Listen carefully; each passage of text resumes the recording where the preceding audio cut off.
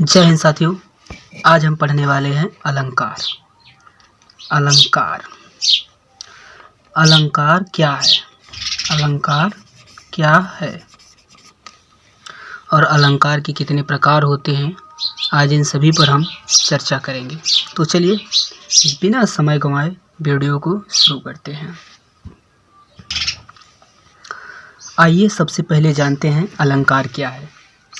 बच्चा लोग, अलंकार का मतलब है किसी वस्तु को अलंकृत करना अथवा काव्य या भाषा को शोभा देना।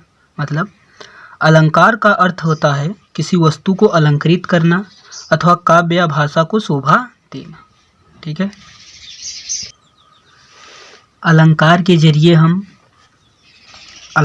जरिए हम कविता में वर्ण, शब्द या किसी विशेष अर्थ से कविता को सुंदर बनाते हैं। मतलब अलंकार के माध्यम से हम कविता हो, वर्ण हो, शब्द हो या फिर कोई अच्छी कहानी हो, उसको क्या करते हैं? हम सुंदर बनाते हैं। क्या करते हैं? सुंदर बनाते हैं। ठीक है साथियों, अर्थालंकार की संख्या इस समय लगभग 125 तक पहुंच गई है। कितना? 125 तक। ठीक है। आगे चलिए, अब हम देखते हैं अलंकार के भेद। अलंकार के भेद, ये क्या लिखा? अलंकार के भेद। अलंकार मुख्य रूप से 3 प्रकार के होते हैं। कितने प्रकार के होते हैं? 3 प्रकार के। अलंकार मुख्य रूप से 3 प्रकार के होते हैं। पहला है शब्दालंकार। पहला अलंकार जो है शब्दालंकार, दूसरा है अर्थालंकार और तीसरा उभयालंकार। ठीक है। शब्दालंकार, अर्थालंकार, उभयालंकार। बात समझ में आ रही है? इतना स्क्रीनशॉट लेना हो तो ले लीजिए। चले आगे। ठीक है। अब हम देखने वाले हैं शब्दालंकार के भेद। तो देखिए, शब्दालंकार कुल 5 प्रकार के होते हैं। शब्दालंकार कितने होते हैं? 5 प्रकार के होते हैं, जिसमें पहला है अनुप्रास अलंकार, दूसरा है यमक अलंकार, तीसरा श्लेष अलंकार, चौथा वक्तोक्ति अलंकार और 5वां विप्सा अलंकार। ठीक है। आगे आइए देखते हैं दूसरा अर्थालंकार के भेद। देखिए, अर्थालंकार जो होता है 8 प्रकार का होता है। ठीक है। कितने प्रकार का होता है अर्थालंकार? 8 प्रकार का होता है, जिसमें पहला है उपमा अलंकार, दूसरा रूप अलंकार, तीसरा उत्प्रेक्षा अलंकार और चौथा जो है अतिशयोक्ति अलंकार। क्या है? अतिशयोक्ति अलंकार। और अपना 5वां जो है, देखिएगा 5वां क्या कर रहा है?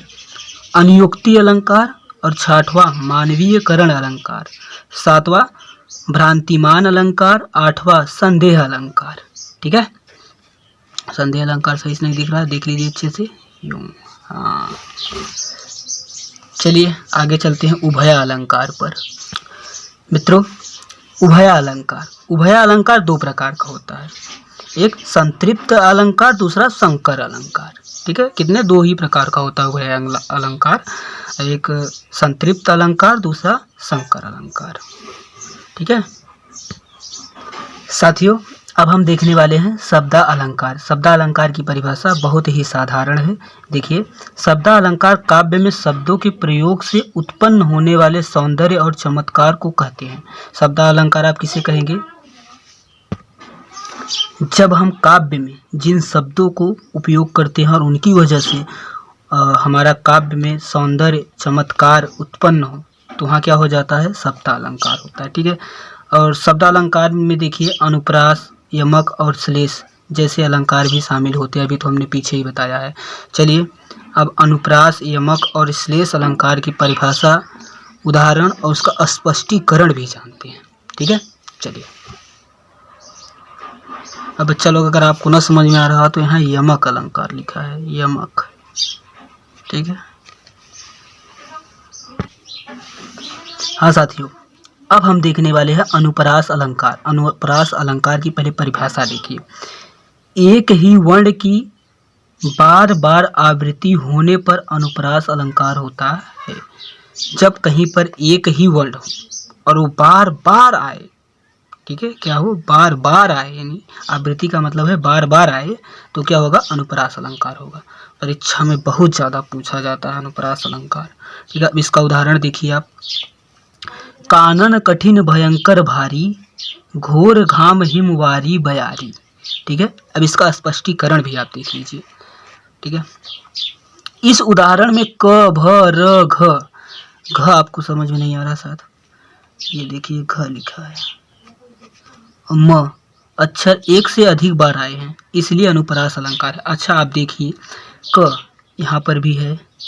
ठीक है, क एक से अधिक बार आया करा ना, क यहाँ पर है, यहाँ पर है। ठीक है, उसके बाद भ, देखिए भ कहाँ पे है, यहाँ पर है, यहाँ पर है, 2 बार आया है, एक से अधिक बार आ गया ना। र देखिए र कितनी बार आया है, एक यहाँ आया है, एक यहाँ आया है, एक यहाँ पर आया, एक यहाँ पर आया और एक यहाँ पर आया है। अब म भी देख लीजिए आप, म भी एक से अधिक बार आया है। देखिए एक म यहाँ पर है और एक म यहाँ पर है।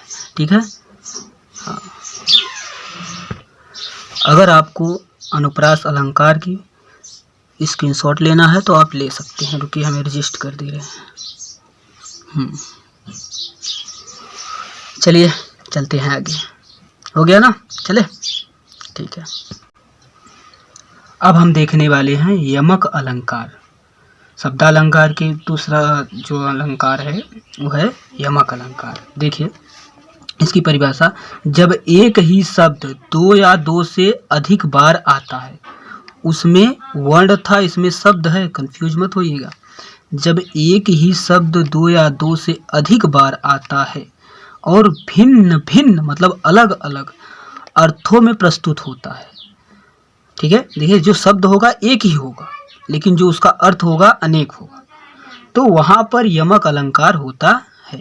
ठीक है, वहां पर क्या होगा, यमक अलंकार। एक बार फिर से देखिए, बहुत ही सिंपल है। जब एक ही शब्द 2 या 2 से अधिक बार आता है और भिन्न भिन्न अर्थों में प्रस्तुत होता है तो वहां पर यमक अलंकार होता है। ठीक है, मतलब एक ही शब्द होगा, 2 या 2 से अधिक बार आएगा और उसका जो अर्थ होगा अलग अलग होगा। क्या होगा, अलग अलग होगा। आइए हम उदाहरण देखते हैं और उदाहरण के साथ साथ स्पष्टीकरण भी देखते हैं, तब हमें समझ में आएगा। ठीक है, उदाहरण देखिए, कह रहा काली घटा का घमंड घटा, काली घटा का घमंड घटा, नभ मंडल तारक वृंद खिले। ठीक है, अब इसका स्पष्टीकरण आप देखिए तब आपको समझ में आएगा। देखिए इस उदाहरण में घटा शब्द 2 बार आया है। देखिए यहाँ पर भी और यहाँ पर, इस उदाहरण में घटा शब्द 2 बार आया है और दोनों स्थानों पर उसका अर्थ भिन्न भिन्न है। अब देखिए एक घटा का मतलब क्या है, बादल। एक घटा का अर्थ क्या हो रहा है, बादल, और दूसरे घटा का अर्थ क्या हो रहा है, कम होना। क्या होना, कम होना। ठीक है, बहुत ही सिंपल भाषा में। चलिए अपना तीसरा अलंकार देखते हैं। शब्दालंकार के अंतर्गत जो आता है वो क्या है, श्लेष अलंकार। आइए चलते हैं देखते हैं। श्लेष अलंकार, जब एक शब्द एक ही बार प्रयुक्त होता हो, ये ध्यान रखना, जब एक शब्द एक ही बार प्रयुक्त होता हो यानी आता हो किंतु 2 या 2 से अधिक अर्थ होते हो, क्या होता है, 2 या 2 से अधिक अर्थ होते हैं, तब वहाँ श्लेष अलंकार होता है। उसमें क्या था, उसमें कह रहा था कि जब एक ही शब्द 2 या 2 से अधिक आए, लेकिन इसमें क्या कर रहा है, जब एक ही शब्द एक ही बार आया हो और किंतु उसका जो अर्थ होता है, किंतु उसका जो अर्थ है 2 या 2 से अधिक हो, 2 या 2 से अधिक हो, तो वहां पर श्लेष अलंकार होता है। अब आप देखिए इधर, इसका उदाहरण देखिए, चिरजीवो जोरी जुरे क्यों न स्नेह गंभीर, चिरजीवो जोरी जुरे क्यों न स्नेह गंभीर, को घटिए ब्रिज भानु वे हल भर के वीर। इसका स्पष्टीकरण भी हम देखते हैं। देखिए इस उदाहरण में वृषभानु और हलभर शब्द एक ही बार आए। क्या, जो वृषभानु है वो और हलभर दोनों एक ही बार आए हैं, बार बार नहीं आए हैं, किंतु उनके अर्थ अनेक है, किंतु उनके अर्थ अनेक है। देखिए जो वृषभानुज है राजा भानुज की पुत्री है, जो कि राधा के बारे में बताया, राजा भानुज की पुत्री है, और विषभ जो है बैल की बहन है, बैल की बहन गाय। ठीक है, अभी आप इसको आगे पढ़ेंगे तो ज़्यादा समझ में आएगा। हलभर, हलभर ये आपको समझ में आ रहा है कि नहीं, हलभर लिखा है, हलभर, हलभर मतलब बलराम तथा बैल। ठीक है, देखिए हलभर बलराम भी बता रहा है हलभर का मतलब, और बैल भी बता रहा है। ठीक है, एक शब्द एक ही बार है लेकिन उसका अर्थ क्या आ रहा है, 2 बार दिखा रहा है। ठीक है, क्या दिखा रहा है, 2 बार दिखा रहा है। हलबर जैसे समझ लीजिए, मान लीजिए आपको ये नहीं समझ में आया, छोड़िए इसको, लेकिन हलबर से आप समझ सकते हैं कि बलराम तथा बैल, बलराम तथा बैल, यानी हलबर का बलराम तथा बैल। ठीक है, हलबर शब्द एक ही है, उसका अर्थ क्या निकल रहा है, बलराम तथा बैल। ठीक है, इससे सिद्ध होता है कि वृषभानु और हलबर शब्द में श्लेष अलंकार होता है। ठीक है, चलिए आगे है वक्तोक्ति अलंकार। क्या वक्तोक्ति अलंकार, बहुत ही आसान भाषा में से हम पढ़ेंगे। इसकी परिभाषा है, किसी वाक्य का श्रोता कहे गए अर्थ के बजाय किसी और अर्थ को समझ ले, वहाँ पर वक्तोक्ति अलंकार होता है। ठीक है, इसमें एक तो एक कहावत है कि कहे आम तो सुने इमली, वही बात है, आप फिर से समझिए इसको। किसी वाक्य का श्रोता, ठीक है, यदि कोई कुछ बोल रहा है, ठीक है, किसी वाक्य का श्रोता, जैसे हमने आपको कहा कुछ और आपने सुना कुछ और उसका अर्थ निकाल लिया कुछ, तो देखिए किसी वाक्य का श्रोता कहे गए अर्थ के बजाय किसी और अर्थ को समझ ले, वहाँ पर वक्तोक्ति अलंकार होता है। जैसे उदाहरण देखिएंगे तब ज़्यादा समझ में आएगा। देखिए उदाहरण में करा, को तुम है घनश्याम हम तो बसरो कित जाए। ठीक है, इसमें जो राधा जी हैं घनश्याम को न पहचानने का नाटक करती है और कहती है कि तुम कौन हो, तो श्री कृष्ण जी कहते हैं कि मैं घनश्याम हूँ। ठीक है, इसका स्क्रीनशॉट लेना हो तो ले लीजिए, इसको 2 बार पढ़ेंगे तो ज़्यादा समझ में आ जाएगा। ठीक है, ले लिए, स्क्रीनशॉट हो गया। चलिए ठीक है, उसी अलंकार का लास्ट भाग है विप्सा अलंकार। क्या है, विप्सा अलंकार, बहुत ही मज़ेदार अलंकार है ये, पढ़ने में भी सुनने में भी। वैसे हम तो हरदम आप लोग और हम सभी अपनी भाषाओं में प्रयोग करते रहते हैं। जैसे देखिए इसका परिभाषा, मनोभाव को प्रकट करने वाले शब्दों का एक ही अर्थ में दोबारा या कई बार प्रयोग किया जाए, वहाँ पर विप्सा अलंकार होता है। फिर से देखिए, मनोभाव को प्रकट करने वाले, किसको, मन के भावों को प्रकट करने वाले शब्दों का एक ही अर्थ में, मतलब जो मनोभाव को प्रकट करते हैं, मन के भाव को प्रकट करते हैं जो शब्द, उनका एक ही अर्थ होता है, मतलब एक ही अर्थ में दोबारा, यानी दोबारा या कई बार प्रयोग किया जाए, वहाँ पर विप्सा अलंकार होता है। जैसे उदाहरण देखिए, जैसे हम कभी कहते हैं कोई बात हो जाती है, राम राम, देखिए शब्द क्या है, एक ही है राम, लेकिन राम राम हम 2 बार कहते हैं। दूसरा, दैया रे दैया, ठीक है, हाय हाय, समझ में आ रही है, इसका ये उदाहरण है। आप अगर इसका भी स्क्रीनशॉट चाहते हैं तो ले सकते हैं, जो कि हम एडजस्ट कर दे रहे हैं, तब लीजिएगा उदाहरण। चलिए चलते हैं आगे, हो गया। चलिए, अलंकार के एक पड़ाव को हम खत्म कर चुके हैं, अब दूसरा पड़ाव आ गया। क्या, दूसरा पड़ाव आ गया। दूसरा पड़ाव है अर्थालंकार। क्या है, अर्थालंकार। पहले अर्थालंकार की हम परिभाषा जानेंगे, फिर इसके जो प्रकार है उनको पढ़ेंगे और उनका भी उदाहरण भी जानेंगे। ठीक है, चलिए इसका पहले परिभाषा जानते हैं। जहाँ काव्य में शब्द के अर्थ के कारण, हमारी आवाज़ों को आप कैच कीजिए और इसको भी देखिए क्या कह रहे हैं। जहाँ काव्य में शब्दों के अर्थ के कारण सौंदर्य और चमत्कार पैदा हो, वहाँ पर अर्थालंकार होता है। समझ में आया, एक बार फिर से आइए तब। जहाँ काव्य में शब्द के अर्थ के कारण सौंदर्य और चमत्कार पैदा हो, वहाँ पर अर्थालंकार होता है। मतलब जो आपने शब्द का अर्थ लिया, काव्य है मान लीजिए, कुछ पढ़ रहे हैं, उसमें जो शब्द का अर्थ है उसके कारण अगर उसमें सुंदरता आ जाती है, ठीक है, तो वहाँ पर क्या होता है, अर्थालंकार होता है। अब देखिए, जैसे में अर्थालंकार से काव्य की अभिव्यक्ति में सजीवता आती है। ठीक है, मतलब अर्थालंकार से जो है, अर्थालंकार है, जो भी आप काव्य पढ़ रहे हो, जब उसकी प्रस्तुति होगी उसमें सजीवता आ जाती है, मतलब उसमें सुंदरता आ जाती है। ठीक है, चलिए आगे, चलिए चलते हैं साथियों। अर्थालंकार का जो पहला भाग है उपमा अलंकार, परीक्षा में सबसे ज़्यादा पूछे जाता है, चाहे 10 में हो आप, चाहे 12वीं में हो, अन्य भी बहुत जगह पूछा जाता है। चलिए बात नहीं करेंगे ज़्यादा, इसकी परिभाषा पे फोकस करते हैं। उपमेय, उपमेय का मतलब क्या होता है, जिसके लिए उपमा दी जाती है, और उपमान, उपमेय की जिसके साथ तुलना की जाती है, ठीक है, के समान धर्म कथन को उपमा अलंकार कहते हैं। इसके भी 4 अंग होते हैं, उपमेय, उपमान, वाचक, साधारण कर्म। उपमेय, उपमान, वाचक, साधारण धर्म, इसको हम वीडियो के लास्ट में पढ़ेंगे। अच्छे से जानेंगे उपमेय क्या है, उपमान क्या है, वाचक क्या है, साधारण धर्म क्या है। ठीक है, और इसका जो परिभाषा है देखिए, उदाहरण, सॉरी परिभाषा नहीं, उदाहरण, हरिपद कोमल कमल से। स्पष्टीकरण देख लीजिए क्या, अब स्पष्टीकरण देखिए आप यहाँ से, इसमें जो उपमेय है हरिपद है, क्या है, हरिपद है। उपमान क्या है, कमल है। ठीक है, और वाचक से है, साधारण धर्म है, कोमलता। ठीक है, हम जानते हैं, अभी आपको थोड़ा कम समझ में आ रहा है ये उपमेय, उपमान, वाचक, साधारण धर्म। इसको वीडियो को लास्ट टॉपिक में इसको जरूर हम पढ़ेंगे और अच्छे से समझाएंगे। ठीक है, चलिए आगे चलते हैं रूपक अलंकार पे।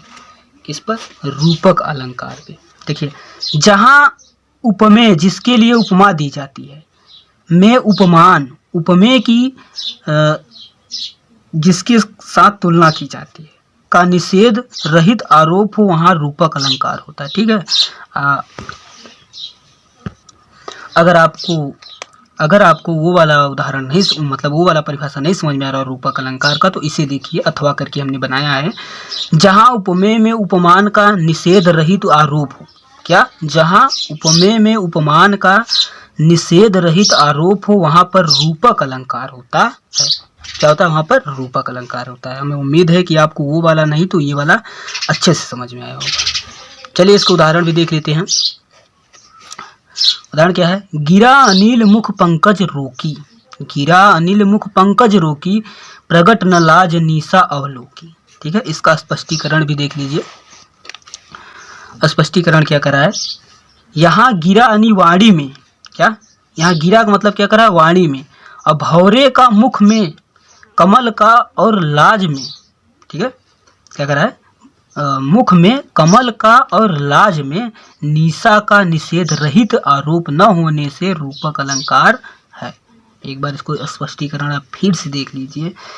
यहाँ गिरा यानी वाणी में, भौरे का मुख में, भौरे का मुख में, हाँ,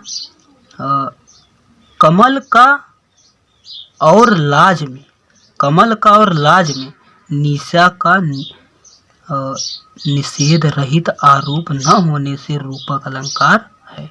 ठीक है, समझ गए आप। चलिए आगे चलते हैं। अगला है अपना उत्प्रेक्षा अलंकार। ये भी बहुत एग्जाम में पूछा जाता है।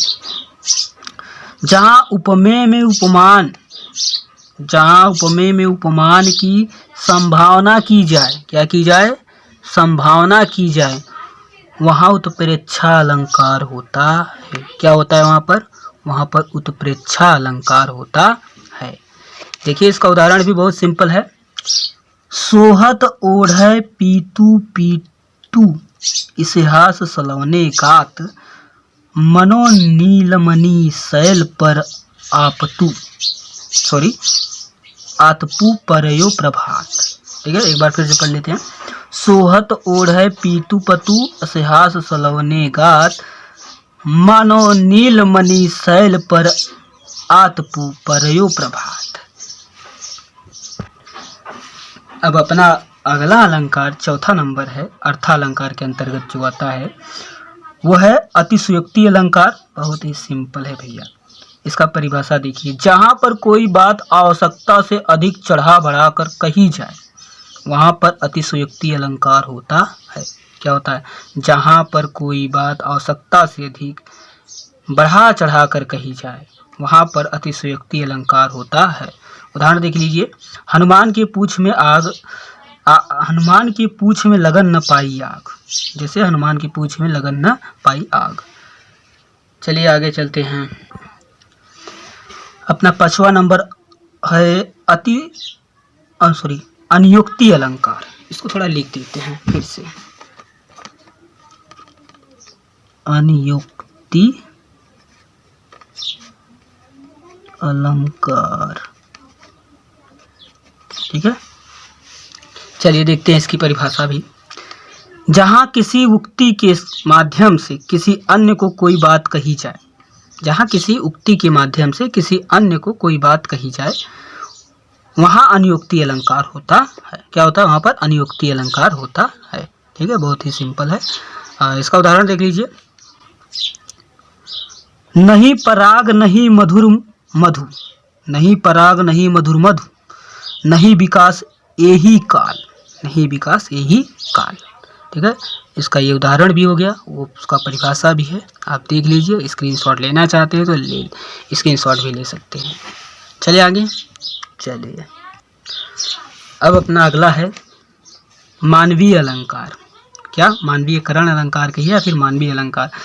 इसका परिभाषा बहुत ही सिंपल है, जहाँ निर्जीव वस्तुओं या पशु पक्षियों को मानवीय गुण भाव या क्रियाएं दी जाती है वहाँ मानवीयकरण अलंकार होता है या फिर मानवीय अलंकार होता है। जहाँ निर्जीव वस्तुओं या पशु पक्षियों को मानवीय गुण भाव या क्रियाएं दी जाती है वहाँ मानवीयकरण या फिर मानवीय अलंकार होता है। इसका उदाहरण भी देख लीजिए, चांदनी रात हंस रही है, एक तो उदाहरण ये है। दूसरा एक नंबर उदाहरण ये है, दूसरा नंबर ये देखिए, फूल हंसे कलियां मुस्काई, फूल हंसे कलियां मुस्काई। चलिए आगे चलते हैं। अपना अगला है भ्रांतिमान अलंकार। कौन सा अलंकार है? भ्रांतिमान अलंकार, यानी 7वां नंबर। जहाँ समानता के कारण, किसके कारण? समानता के कारण, भ्रमवश, किसके वश? भ्रमवश, उपमेय में उपमान का, उपमेय में उपमान का निश्चयात्मक ज्ञान हो। क्या हो? निश्चयात्मक ज्ञान, मतलब निश्चित ज्ञान हो जाए, वहाँ भ्रांतिमान अलंकार होता है। कौन सा अलंकार होगा? भ्रांतिमान अलंकार होता है। चलिए अब देखते हैं हम उसका उदाहरण। पेशी समझ मणिक्य को, किसको? मणिक्य को वह बिघ बिहग, वह बिहग देखो ले चला। एक बार फिर से, पेशी समझ मणिक्य को वह बिघ देखो ले चला। ठीक है, चलते हैं आगे।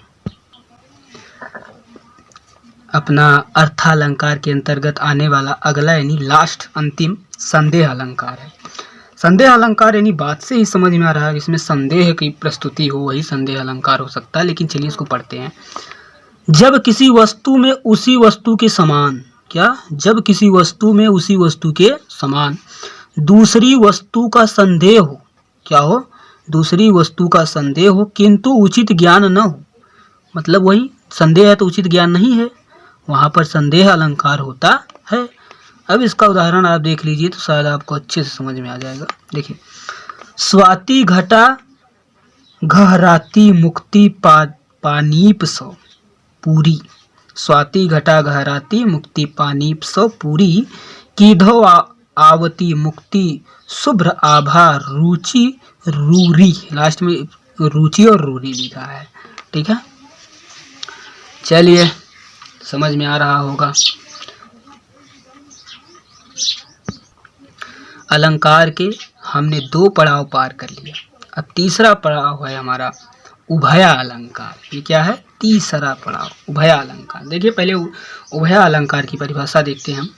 जिस अलंकार में शब्द अलंकार और अर्थालंकार दोनों का प्रयोग किया गया, याद रखना क्या कह रहा है, जिस अलंकार में शब्द अलंकार और अर्थालंकार दोनों का प्रयोग किया गया हो वहाँ पर उभया अलंकार होता है। क्या होता है? वहाँ पर उभया अलंकार होता है।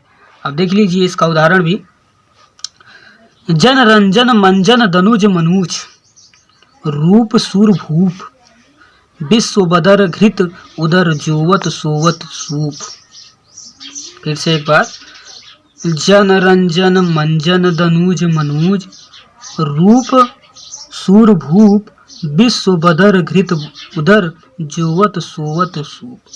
देखिए इसमें शब्द अलंकार का भी परिभाषा उदाहरण है और अर्थालंकार का भी उदाहरण है, और इन दोनों से ही मिलकर ये क्या बनता है? उभया अलंकार।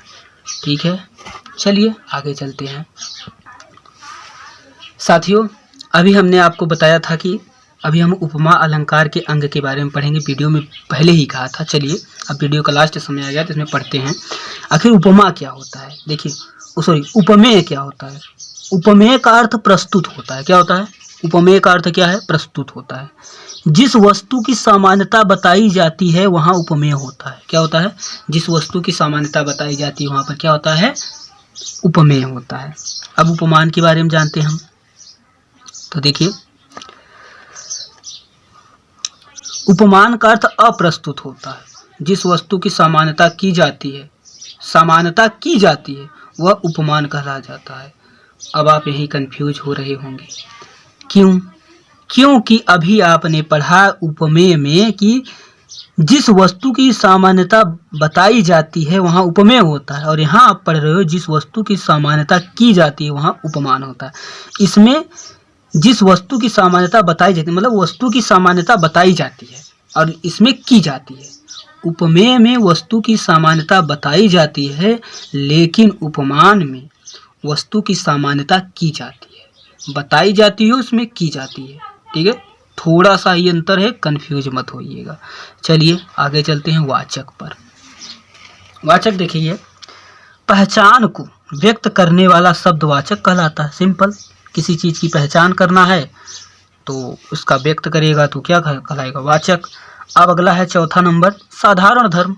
साधारण धर्म को भी देखिए, जो गुण उपमान और उपमेय में समान रूप से रहता है। फिर से देखना, जो गुण उपमान और उपमेय में समान रूप से रहता है वह साधारण धर्म कहलाता है। क्या कहलाएगा? वह साधारण धर्म कहलाता है। आइए देखते हैं इसका उदाहरण। ये देखिए, उदाहरण है पीपर पात सरिस मन डोला। अरे इसको तो आपने कई बार पढ़ा होगा। पीपर पात सरिस मन डोला। अब इसका स्पष्टीकरण देखते हैं। उपमेय यानी मन, ठीक है, उपमेय का मतलब मन यहाँ पर है। उपमान पीपर पात, वाचक सरिस, ये सरिस है। साधारण धर्म डोला, साधारण धर्म डोला। ठीक है, चलिए इस तरीके से साथियों हमने अलंकार को पूरी तरीके से पढ़ा। ठीक है, सब कुछ जानने का प्रयास किया है।